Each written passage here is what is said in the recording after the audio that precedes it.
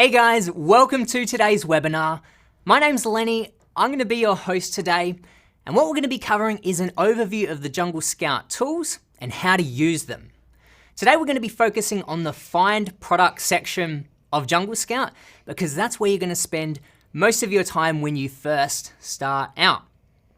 To begin, we're gonna go through a demonstration for about 25 minutes, and then following that, we're gonna go into a Q&A session for any questions that you might have. Hey guys, welcome. Excuse that extra little bit of feedback, but let's now dive into Jungle Scout. All right, so this is the page that you'll see when you first log in. You'll see over on the left-hand side here, you've got Find Products, which is made up of 3 tools. The Product Database and Niche Hunter help you find and generate product ideas if you have no idea what you want to sell. The Product Tracker helps you verify and narrow down those ideas. So let's go into the Product Database. All right, so firstly, what is a Product Database? Well, what we've done is that we've taken Amazon's products and we've recatalogued them in our own database with filters that are user-friendly for sellers. You know, we've got lots of great information such as how many sales these products get. So let's go through an example. So first up, you get to select a category. I recommend selecting at least 3 or 4, but you can select as many as you like. A few that I recommend staying away from when you're first starting out are so many of these electronics categories. The reason being is that electronics products have a lot of moving parts. There's a lot more chance of things going wrong in these categories. You've got grocery and gourmet food. And generally speaking, anything that goes in or on your body, we recommend steering clear of as well. Again, it could be a liability type product. Over on the right, we've got Kindle store and software. We want to sell physical products, okay? So these are just some categories to perhaps steer clear of when you first start out. Over on the right-hand side here, you've got product tier, standard or oversize. As a rule of thumb, you want to stick to standard size products. Oversized products are larger, heavier, they cost more. They cost more in shipping. Amazon has some restrictions around how many you can send in at a time. You want to stick to small and lightweight products, which is going to be standard size. On the right here, you've got the seller type, which is fulfilled by Amazon, fulfilled by merchant, and products that are sold by Amazon. And you can filter by each of these types, but I'm going to leave them unchecked because I don't find any issues selling against any of these products. Next, we've got filters. Now, this is the really fun part. First up, we've got price, minimum and maximum.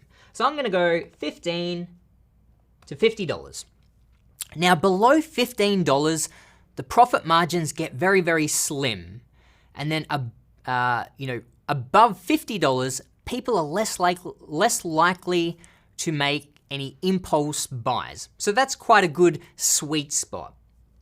Now, moving down to sales. One very important piece of criteria is you want to make sure there is demand for product. You don't want to just sell something that you think people want. And so we gauge that by the number of sales. So I'm going to put in a minimum of 300 sales per month. Now, while you want to make sure you've got high demand, you also want to make sure that the competition is not too high either. The way that you gauge that is by the number of reviews a product has. So I'm gonna come up here to reviews. I'm gonna make the maximum, let's say 80 reviews, okay? So now we're looking for products that have high demand, but low competition. Now, you could go ahead and hit search here, but I'm gonna show you a couple more filters that I quite like. The next filter is rating or average star rating. So what is that? Well, if we come over to Amazon, you'll see that every listing here has a star rating out of 5 stars. This one here is 4.3. So what we're gonna do here is I'm gonna set a maximum star rating of, let's say 3.5. So we're only looking at listings that have a star rating below 3.5. Now what I'm doing here is finding products that are still selling well. They've got a demand of 300 sales per month, but at the same time is rated poorly.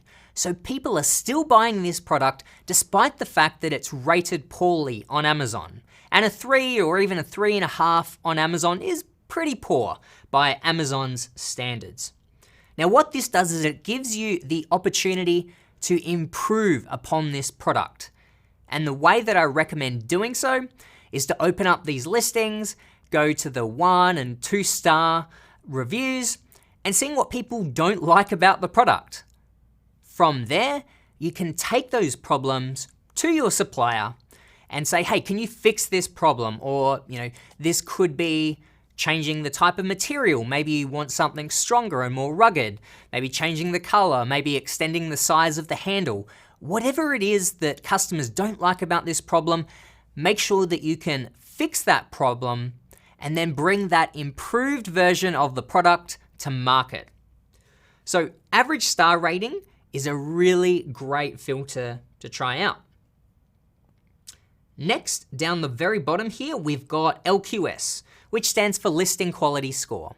So all listings within our database, we give an LQS score between 1 and 10, with 10 being a really great listing and 1 being a poor listing. This is based off of things like their images, title, description, bullet points, etc. So what we're gonna do here is I'm gonna set the max LQS at 5. So now what we're doing, we're only looking at listings that have a poor listing quality score. But remember, at the same time, it has a lot of demand. So now this gives you a marketing opportunity to sell, the same or similar product, but improve upon the marketing. So have better images, better title, description, bullet points, those sorts of things.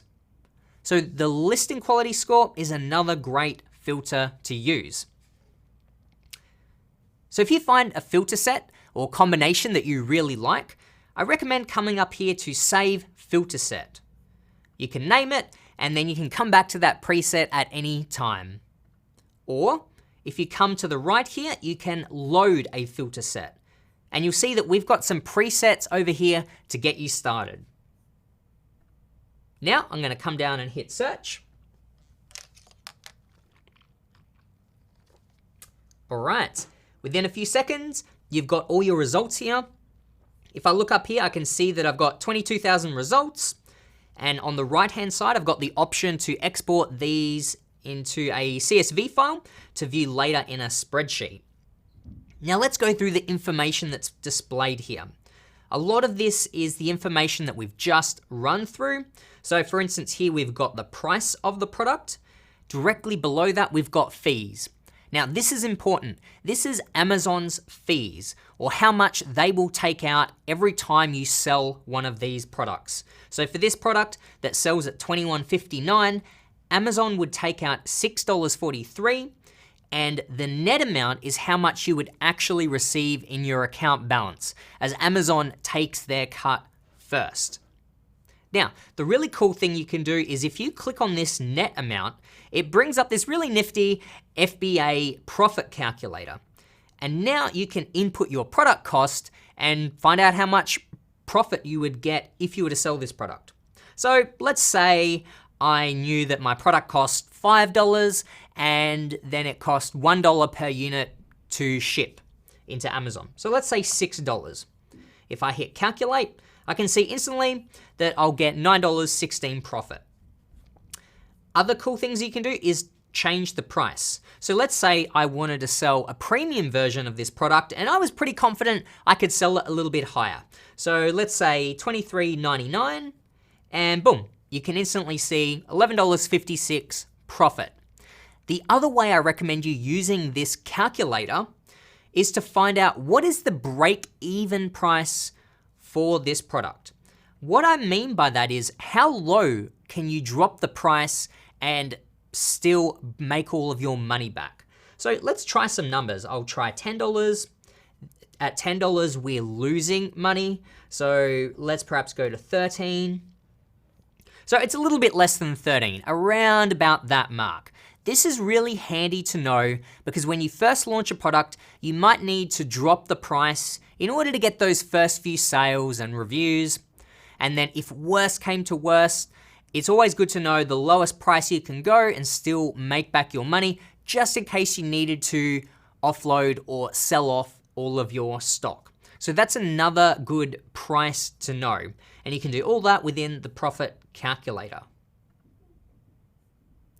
As we talked about, you've got the sales over on the right. You can see the number of reviews and the average star rating, the LQS score.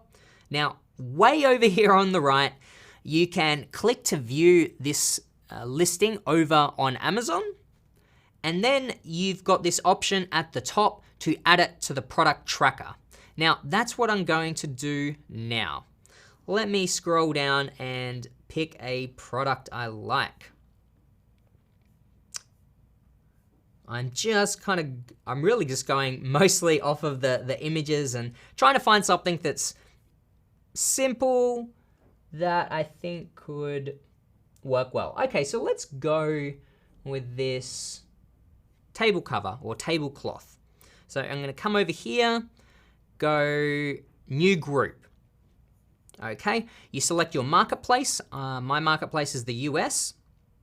And then I'm just gonna call this tablecloth or maybe heavy duty tablecloth. It's important to name this group as closely as you can to the name of the product, and I'll explain in a moment why that is. So create and add product. And then in a few moments, you'll get this little notification that it's been added successfully to the product tracker. Now, just before we go to the product tracker, I'll quickly show you the Niche Hunter tool. Remember, the product database and the Niche Hunter both help you find and generate product ideas. So if we go to Niche Hunter, I'm not going to spend too long here, but you'll see that it's laid out very similar to the database. You can select your categories, you have your filters, whereas here, you don't input the minimum maximums, you have sliders, but it's very similar. But in essence, what is the difference between Niche Hunter and the database? Well, what the Niche Hunter does, rather than looking at individual listings, it analyzes keywords. So for instance, I'll open up this one, Nike joggers women. So under this keyword, what it's done is it's displaying all the top listings below this keyword, and then it gives you the average of the price, the sales, the reviews, etc. So this is really good at analyzing an entire niche, which is really important. And I'll go more into that in a moment. So that is how the Niche Hunter differs to the product database. They're just two different ways to generate product ideas. Again, you can see a lot of the same information. You can access the profit calculator. Over on the right-hand side, you can add these listings to a group within the product tracker. If you do find a niche that you like, I'd recommend adding all of the listings that are beneath that keyword. All right, now let's move on to the product tracker. So what is the product tracker? Well, in addition to monthly sales estimates, the product tracker can actually give you real sales data, and we do that by tracking products on a daily basis in real time. So you'll see up the top, these are the different categories or groups that I've created. You'll see the heavy duty tablecloth one that I created just before is here. Now, as I mentioned in Niche Hunter, it's a good idea to track a number of listings within a niche. This is to make sure that even if you've found one listing that doesn't have too much competition or that has a lot of demand, you want to make sure that there aren't other listings that have lots of competition that prevent you from being able to enter that space. You really want to get an idea of the overall market or niche. So we want to see more than one listing here, but we've only got one. So what we can do is come up to recommend products. Now this basically recommends products based off of the name that you gave the group. That's why it's important to give it a name based really closely to the product. Now I can see all these heavy duty tablecloths or products that have tablecloth in them. So you can select one by one or you can select all. And so I'll just select all for now and click add to group. Now you'll see I've got all these listings in the product tracker. Up the top here, you'll see averages for all of these listings. We've got the average daily units sold, the average revenue, and the average price, etc. Now, if we scroll down, let's open up one of these particular listings. This one says it's displaying 7 days of data. We can scroll up and we can go back as far as 60 days. But let's choose 30 days worth of data. If I hover over each day, you'll see the number of units sold on a daily basis. Now, a couple of rules of thumb. As I mentioned, it's a good idea to track a whole number of listings within a niche. I'd recommend tracking at least 8 to 10 if you're planning to sell this product.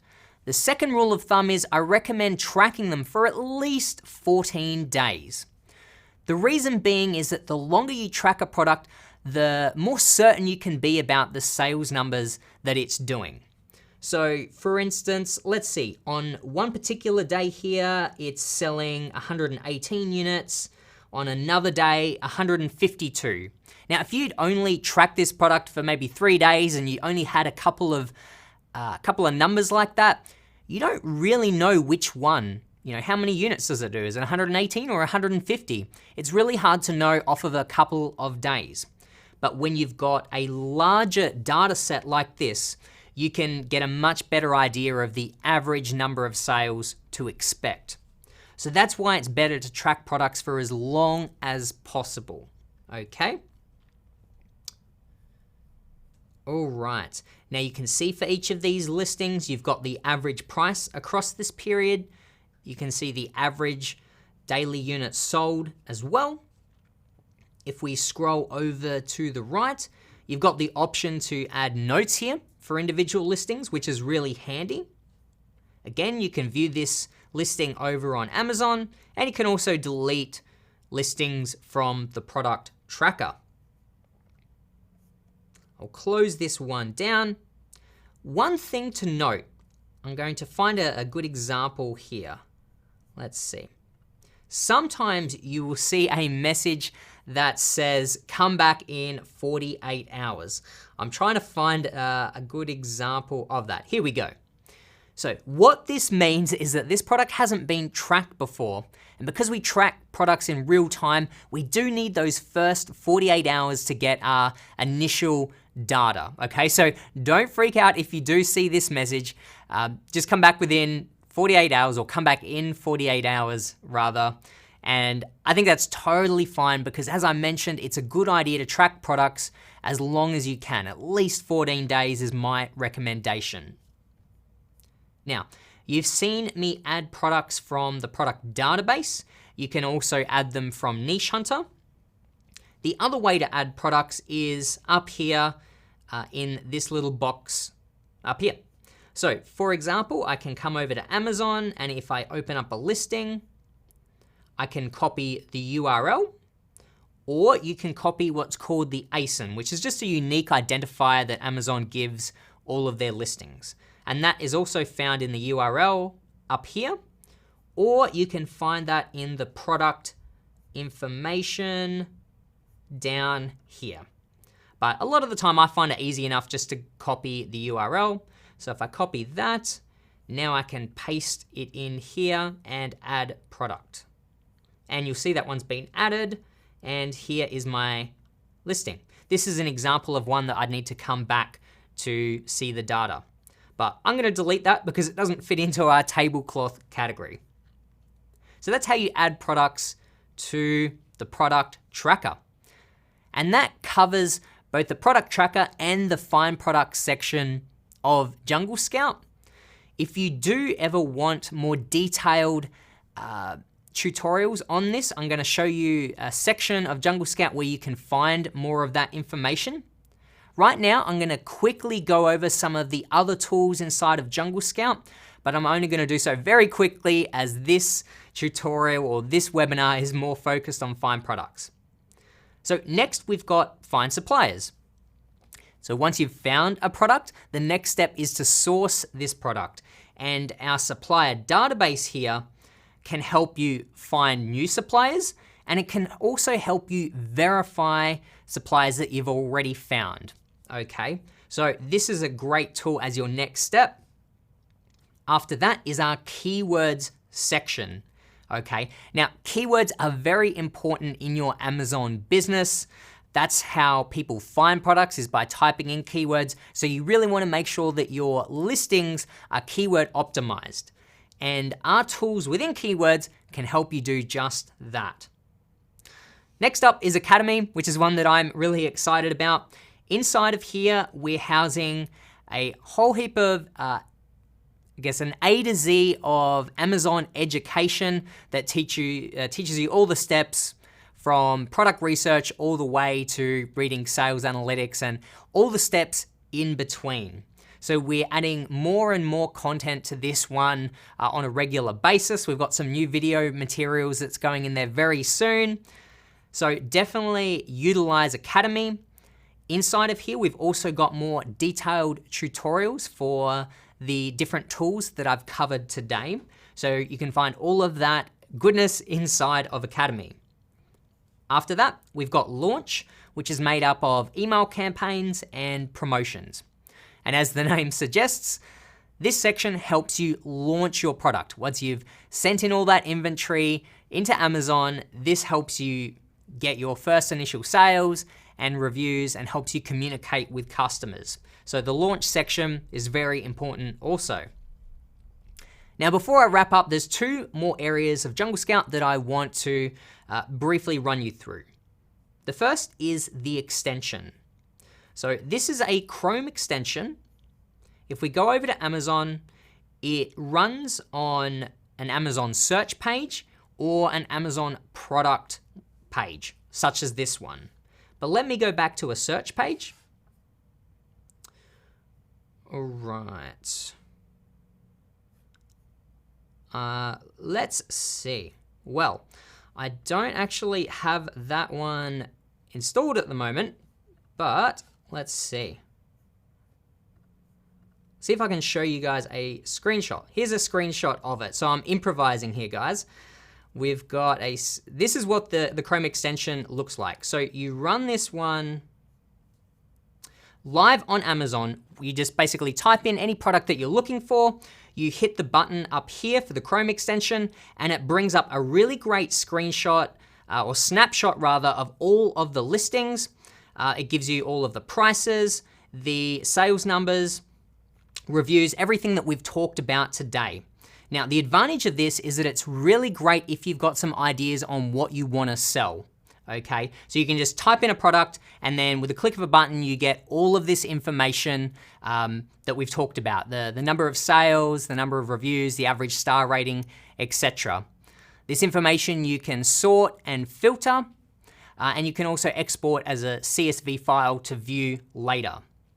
And then finally, you have the option of being able to click a little plus sign to the side of that name and add it directly to the product tracker, just the same way you can do from the product database and the niche hunter.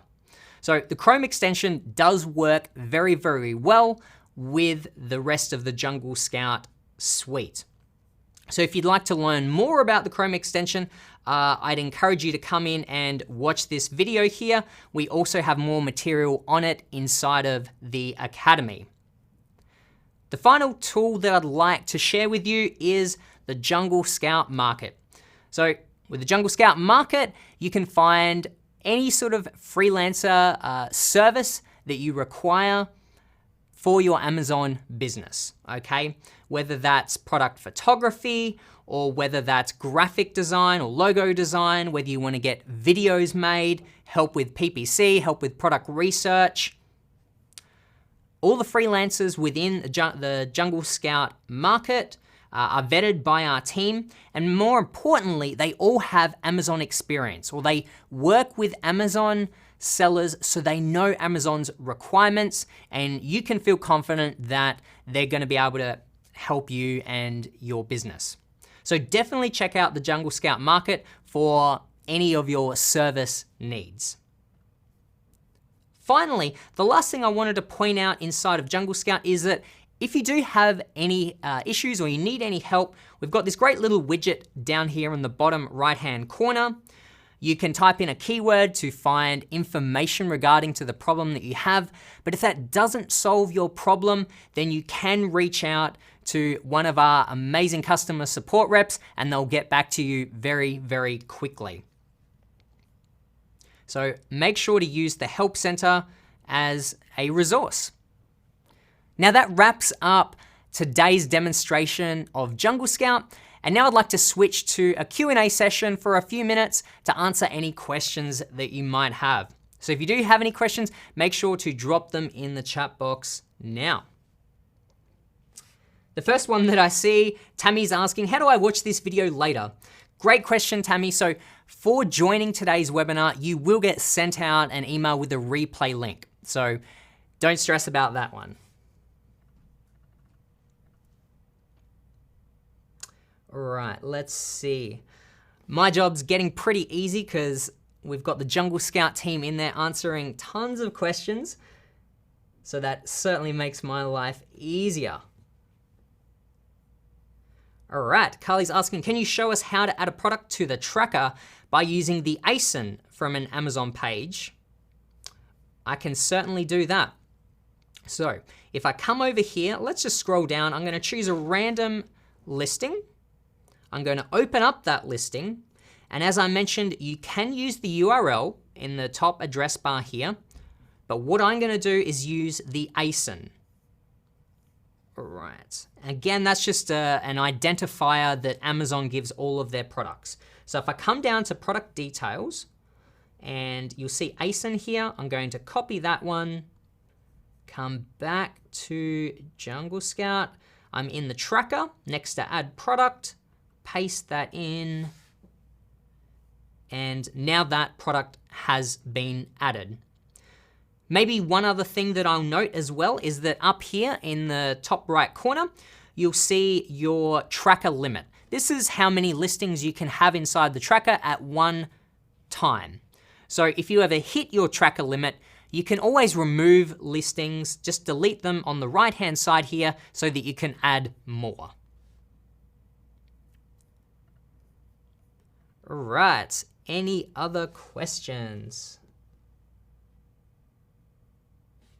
Samuel says, how can I know when I can actually compete on a product with other sellers, even if they have less than 80 reviews? Let's see. So hopefully Samuel, can you just clarify, are you talking about selling on someone else's listing?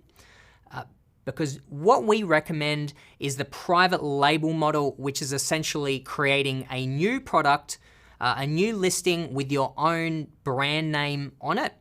And so the reason I chose 80 reviews as a maximum is that if you're, let's use an example. So if I go back and I want to sell a dog harness, I'm looking and like the first listing has 7,500 reviews, 1,300, 900, 150 is not too bad, but already there's a lot of listings here with thousands of reviews.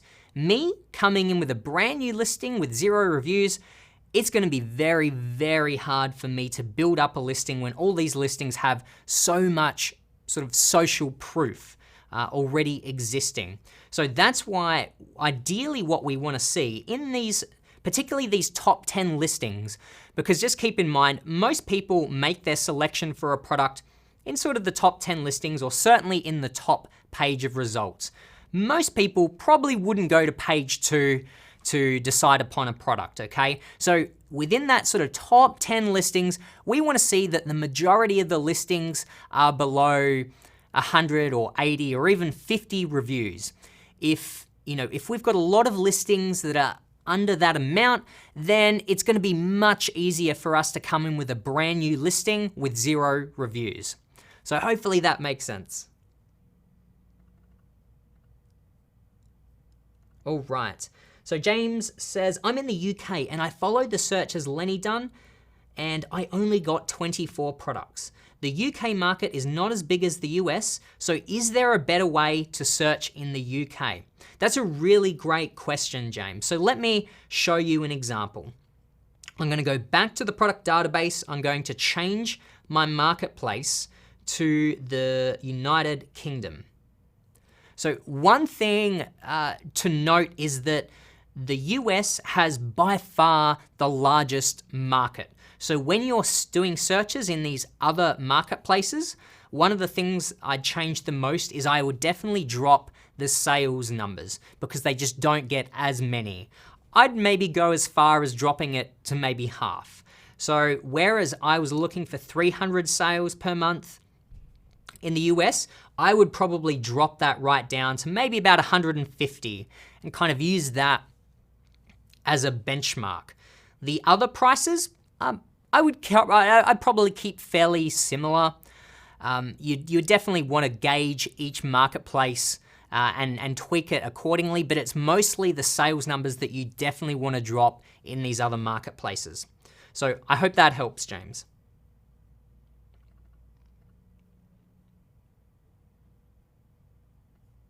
All right, so Samuel is just following up with his previous question. I meant as a private label, I have found that sometimes sellers getting below 80 reviews on a product have super good listings, and it's quite scary to sell something similar. That's absolutely right. I mean, in any situation, regardless of the number of reviews that your competition has, selling a new product is a scary thing, and that's really, comes with the game of selling on Amazon and starting a business. It is going to be scary, but the reason that I'm saying 80 reviews, and that's just kind of a rule of thumb, obviously the lower the better. Sometimes you might be able to find some under 50, but under 80 or 100 is still pretty good. What we're doing with these sort of rules of thumb is just trying to give you the best chance of success. So when we or anyone else talks about the criteria that you need, that's the ideal criteria, is at least 300 sales per month, only 20 reviews, really small and lightweight, maybe only costs $1 to manufacture. That's sort of the ideal perfect checklist. And you just want to check as many boxes as possible. The more of those things that you have, that just stacks the odds in your favor even more so. It doesn't necessarily guarantee success, and that is sort of part of it. But what I would say is try to follow these guidelines and set yourself up for the best chances of success. If you're finding listings that have under 80 reviews, all of the top listings or a majority of them have under that, then even though it might still seem scary, that is setting you up, with a good chance of success. It's going to be much easier than going up against people that have 500 or 1,000 reviews. So hopefully take some inspiration from me that at some point you can do as much preparation as you can, but you just need to take a leap of faith and give it a shot. And then quite often, once you get to the other side, you'll realize that you didn't need to be so fearful in the first place. So I hope that helps. All right, so Willie has a question. Would you still recommend to launch a product with a good opportunity score if Amazon is the #1 seller or competitor by far in that category? That's a really good question. So there's often this discussion within the seller community about, do I really want to sell against Amazon, products that Amazon are selling? And our sort of consensus here at Jungle Scout is, yeah, absolutely.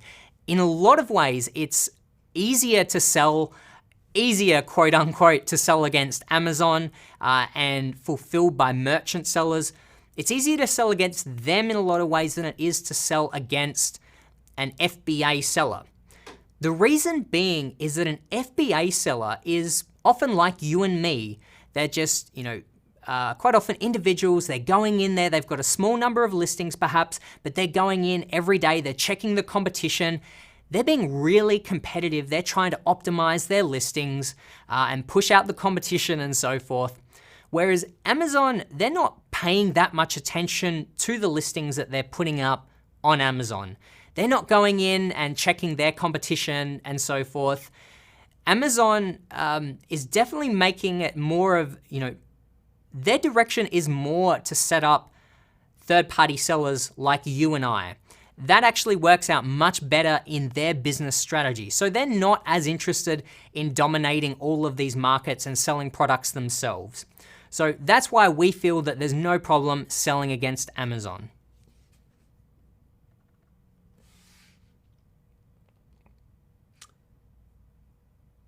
All right. Bailey says, how rare is it to find a product with a 10 opportunity score? That is an amazing question. I don't think I've ever seen one. So if you ever do see one, make sure to send us a screenshot. I would love to see one. Maybe one afternoon, I'll sit down and do some hunting for a 10 opportunity score.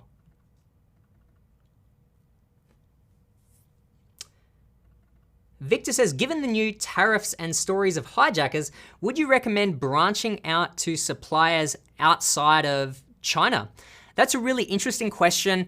To be honest, I don't have much experience in this area. I think that is a great topic that we'll definitely cover in more of our content in the future. But I guess what I can say is that I would definitely consider it. I think long term, the more products that you can source out of China will probably set your business up better in the long term. In the short term, there's just so many products that get manufactured in China. There are times that it's just harder to find products outside of China. What I would say is just try to diversify, okay? If you can find, if you can at least get some of your products outside of China, then I think that's a great thing. But we'll definitely cover that topic in more detail in the future. Josh says, can you send a product straight from the supplier to the Amazon warehouse? Yes, Josh, you absolutely can. A lot of people do that. A lot of people sell in the US market from outside of the US. For instance, I'm from Australia, and when I was living in Australia when I first started selling, and I was one of those people. I would just order my product from China and get it sent directly to Amazon's warehouses. That way you never have to, deal with any stock or fill your garage full of it. So you absolutely can do that, and it's a very popular way. All right. What else have we got?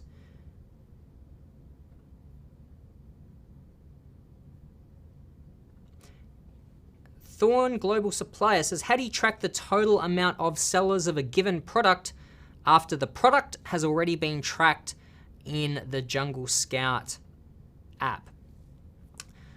That's a great question. So what Thorn is referring to here is that on any given listing, there can be multiple sellers. So if I open up this listing, let's see, down here under other sellers on Amazon, you can see that there's 2 other sellers in used and new categories selling this particular product. Now this is kind of going into another sort of business model that's not so much private label, but retail arbitrage, or like wholesaling, for instance, where rather than starting your own brand new product and putting your own brand on it, it's more about finding an existing product that sells well, contacting that manufacturer, and then selling that product yourself, but you're doing it on someone else's listing. that's not our preferred sort of business model at Jungle Scout. There are certainly lots of people that have a lot of success with that. But one of the main differences that we find is that when you sell your own private label product, you essentially have a much larger profit margin than when you're selling on someone else's listing. Okay, it's more work to sell a private label product, but you're in more control and you have larger profit margins. Now, to actually come back to the question that you asked, this is, if you're looking at the sort of wholesaling method or retail arbitrage, that's more where you'd be interested in how many sellers are on a particular listing, because you're essentially competing with all of those sellers. Whereas, generally speaking, we don't worry too much about that because we highly suggest the private label model. But if you, let's see. If you come down here into, so we're in the product database, you can see the number of sellers that a particular listing has. If you do want to check out that information, we do have it here.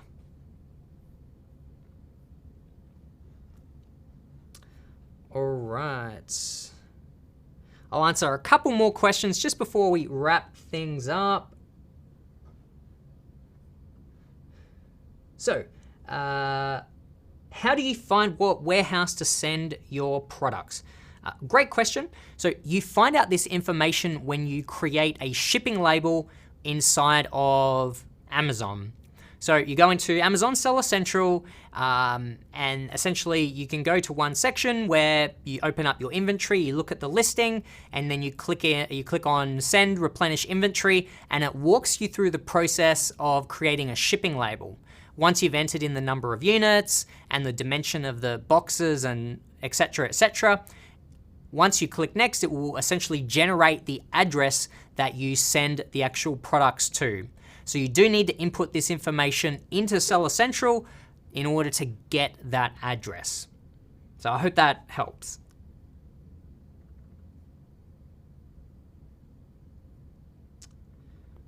All right. Hi, can you please show us an example of how to search for suppliers? Does JS search also China suppliers? Thanks. All right, I'll show you one really quick example, but we don't want to get into this too much because we are going to have future webinars that do cover these topics. And as I mentioned, always make sure to check out the Academy for more great video tutorials as well. So if we go to the supplier database, very briefly, you can search three ways. You can search by product, by company, or supplier. So supplier is if you already know the name of the supplier. Company is the company that the supplier is selling to. This is a great way to use this is by typing in a competitor's company, and then you can find out their supplier. Or you can also use product. So let's see, we'll use like water bottle, for instance. And if I type that one in, then I've got a bunch of listings here and I can see exactly what type of products that they sell. Let's keep scrolling down. So it looks like a lot of these, they sell a variety of different products here. And essentially you can scan all of these ones to get more information, and you can see their shipment history. So very briefly, as an overview, those are the three different ways that you can use the supplier database, but we'll definitely be hosting more webinars like this that go into more depth in the future. All right, I'm gonna pick one more question before we wrap things up today. Let's see. Okay, Victor says, given how close we are to Q4, what's the average timetable from when you order your products to when it's live on Amazon's website so we can plan for next year's Q4? That's a great question. So, of course, the reality is that this number varies quite a bit. and particularly so in Q4. So Q4, the holiday season is by far the biggest time of the year.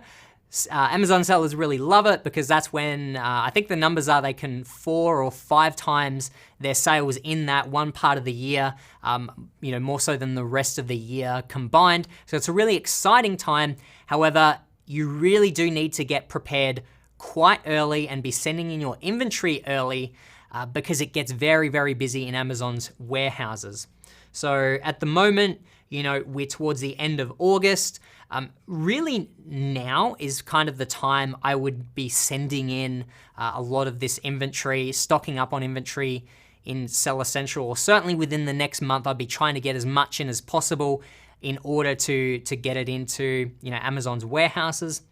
In other parts of the year, let's say it takes, I'd say probably as a rule of thumb, I'd allow up to 2 months or maybe 6 to 8 weeks from getting your product manufactured to actually having it arrive at Amazon's warehouse.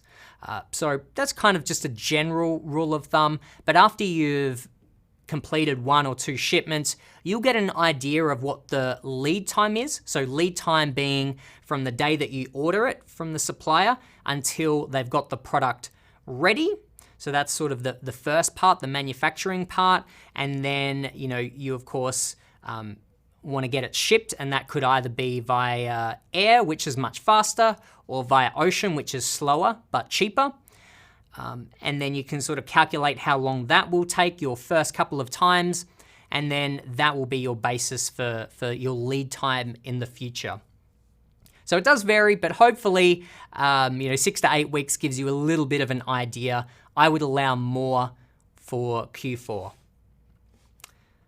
All right, guys, I really appreciate all the questions today. If we haven't got to your question today, we'll definitely make sure to answer these in I believe a video inside of our Facebook group, Amazon FBA Competitive Edge.